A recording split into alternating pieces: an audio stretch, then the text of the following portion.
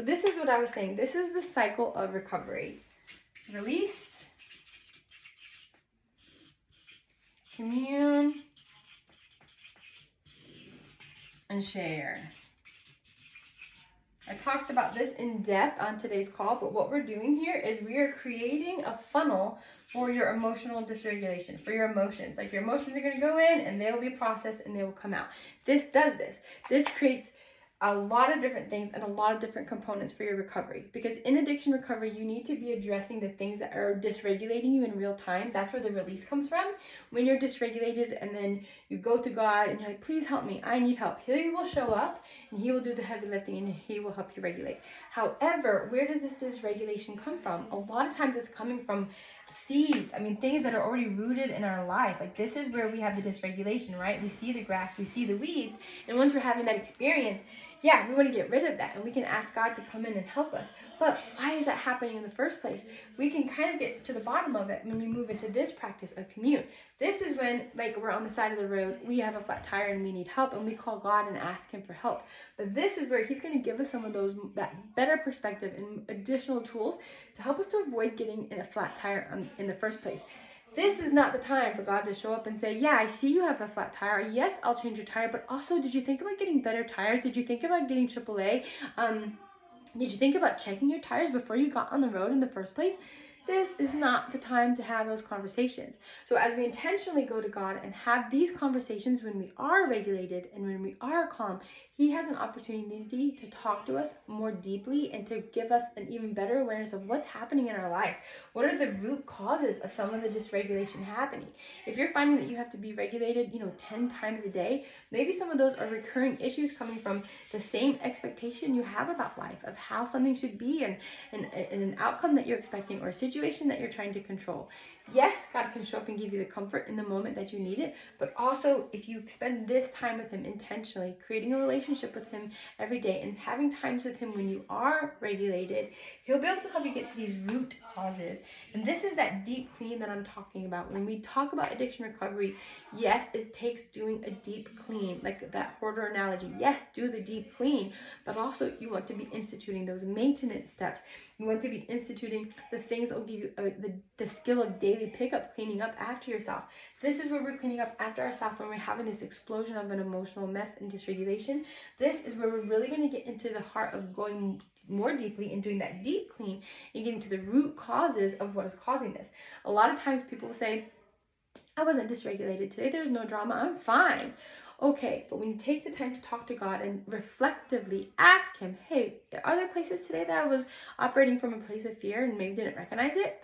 How about resentment? How about, was I being influenced by selfishness or dishonesty? He is going to bring things back to your mind and help you recognize, like, actually, yeah, there was this conversation that you didn't have today that you probably should have, but you didn't because you didn't want to cause conflict. You were afraid of what was going to happen. And so that was a place where you were being influenced by fear or maybe resentment, because you're like, oh, if I would have told that person, they would have been mad and I don't want to deal with their attitude. Like, there are a lot of things operating under the surface of your life that are creating kind of a chronic discomfort that a lot of times leads to those moments where we're really emotionally dysregulated. So these go super, super hand in hand.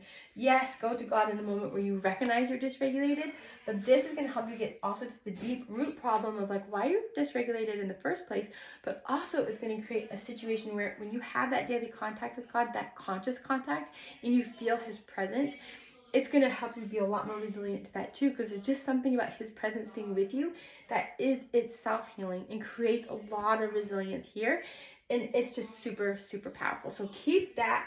These two practices are super important. Even the days that you're like, I never had to go to God one time to ask to help Him regulate.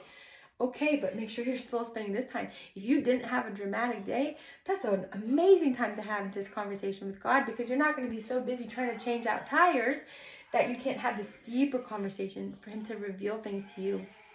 That'll help move you through your recovery even faster and more effectively. This is where you're going to be deconstructing some of those root causes to the things that are making this happen. So as you do this consistently, you'll have to do this less. You'll be more resilient, you'll be more comfortable as you move through this over time.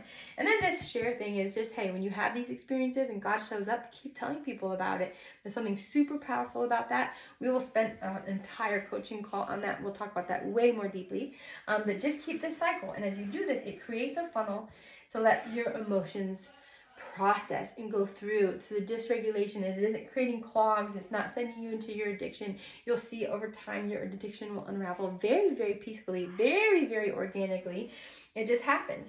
Now, going back to that deep, deep clean of like, hey, taking that really deep inventory of your life and really looking at what are the things that have happened to you, what are things you've done to other people, what are things that people have done to you, that in itself is going to be a really healing experience, and you will want to have it at some point. I'm not going to push you into doing it. I will just tell you that it's going to be necessary at some point, and you will know when. If you're ready to do it and you want to get out of the way, let's do it. We'll talk about how to do that. If not, this is how I believe you will decide to do your inventory, in one of two ways. As you implement this and you're doing this experience, it's going to feel so good that you're gonna like, how can I have more of that? I want that. How can I have that more deeply? How can I do this? And you're gonna be like, okay, I'm ready to do a little bit of a deeper clean. So going to the hoarder analogy, let's say you're doing this skill of daily pickup and you're just in a place where when you're dysregulated, you ask God for help. Okay, great. So that means daily pickup, you have lunch, then you clean your plate, you put your plate away, you put your fork away, you put the milk in the fridge so it doesn't rot. And now, cool, when it's time for dinner, you're going to have a clean plate. You're going to have a clean fork. And as long as you maintain this skill of daily pickup, you will always have a clean plate every meal. Your life just improved. And then over time, as you do that, you're going to be like, what if I just clean this whole sink of dishes? I'd have even more dishes to work with at every meal. And then over time, it's going to be like, what if I just clean the whole kitchen? What if I clean the living room? Or, what if I clean my bedroom? And so you're going to move into this place of, I want to do the deep clean because I want more of the benefit of like, this feels so good. How can I make more space in my life to have these amazing experiences? So you will naturally move into the deep clean and want to do it. The other possibility is that you're going to avoid it like the plague because you're afraid of what's there. You're afraid of what's going to be there. You're afraid you're going to do it wrong. You're afraid of the time it's going to take. You're not going to do it. You're just going to put it off, and maybe you don't have to do it. You're going to get to a point, because like I said, this does create a funnel, a very effective funnel, so that your emotions can filter through. Your dysregulation will filter through, and you will find yourself unraveling addiction. You'll find yourself neutralizing cravings in real time as you move through this process. It happens. But then life's going to get hard one day.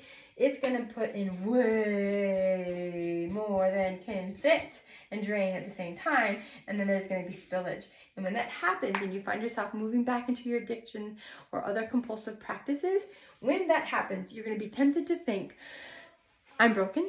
This is broken. It doesn't work. It's worthless. I don't know what to do.